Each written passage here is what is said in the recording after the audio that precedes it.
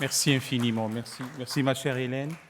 Mesdames et messieurs, nous sommes pris par le temps. C'est un cas classique dans ces colloques, et notamment les colloques internationaux. Je n'oublie pas que nous avons une conférence de presse immédiatement après, donc mes mots de conclusion vont être très, très concis et très brefs. Je reprends ce que j'ai dit en ouverture. Sincèrement, nous avons vécu un moment historique par les propos proférés et tenus ici même. Et je suis heureux, ravi qu'un tel événement ait pu se dérouler à Paris en dépit de toute l'agitation qu'il a pu susciter. Et je rappelle depuis quelques jours qu'il y a les barreurs de grand temps et les barreurs de petit temps.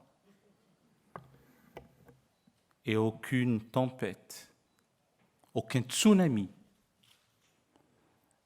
nous empêchera de dire et de faire ce que nous pensons juste de dire et de faire. Voilà une Ligue islamique mondiale dont le secrétaire général se rend compte des méfaits de l'extrémisme, du salafisme, de la doctrine wahhabite. Et il veut le faire savoir. Nous serions fous, je serais irresponsable si je ne prends pas cela au mot et que nous ne l'accompagnions pas dans cette évolution. En tout cas, c'est ma conscience.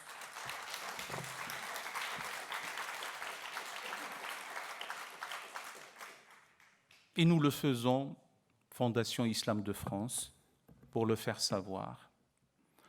Entendre que le respect absolu et scrupuleux de la loi fondamentale qu'est la Constitution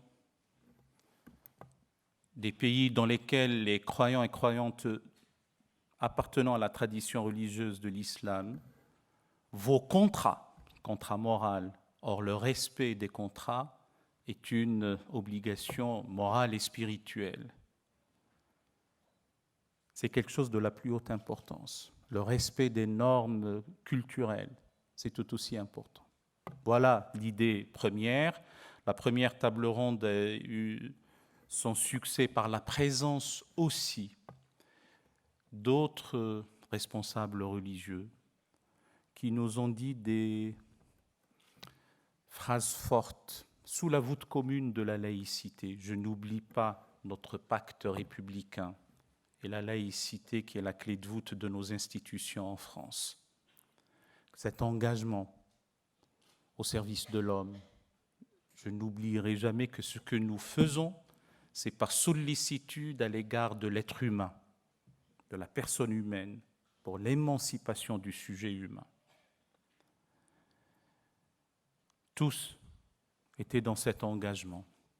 Et puis l'après-midi, nous nous en réjouissons et nous savons gré à l'ensemble des intervenants qui nous ont édifiés, instruits par leurs exposés et surtout avec une rare qualité à la fois intellectuelle, si tant est qu'il me soit permis de la cautionner ou pas, qui suis-je pour pouvoir me permettre de parler comme ça? Je parlerai toujours sur leur contrôle et sur leur autorité, mais ils nous ont parlé avec liberté, avec la distance critique nécessaire. Et c'est ce qu'il nous faut pour sortir de l'ornière. Et ce que nous avons entendu, c'est ce que nous ferons. Et l'événement d'aujourd'hui n'est pas unique, il est premier. Il sera suivi d'autres pour évaluer, jauger, voir ce qui a été réalisé dans les différents engagements. Et puis, tout en vous remerciant, vous, mesdames et messieurs, qui un jour de semaine, du mois de septembre, un mois de rentrée, et avec des difficultés liées aussi à des grévistes, comme par hasard ici, vous vous êtes déplacés et de loin. Je sais qu'il y a des amis qui sont venus de Genève, d'Angleterre, d'Espagne, de Belgique, et bien entendu de différentes régions, puisqu'on ne parle plus de province maintenant. de l'Hexagone. Merci pour votre présence. Il y aura la signature du mémorandum d'entente et d'amitié ce soir. Il y a encore des tractations amicales et bienveillantes pour voir quels sont les signataires, parce que maintenant, on a envie d'y figurer. Le nombre des signataires augmente. On verra. Merci encore une fois. Nous nous donnons rendez-vous pour d'autres événements qu'organisera la Fondation de l'Islam de France.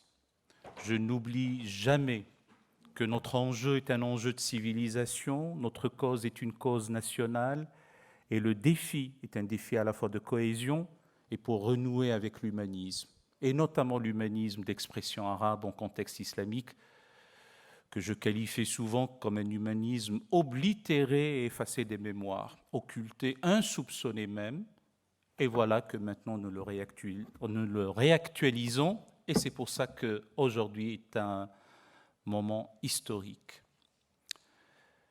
Voilà, merci. Je répondrai tout à l'heure volontiers, jusqu'à au moins 18 heures, peut-être même 18 heures passées, à toutes les questions que vous souhaitez. Je parle cette fois-ci à mesdames et messieurs, ceux de la presse et celles de la presse, les journalistes.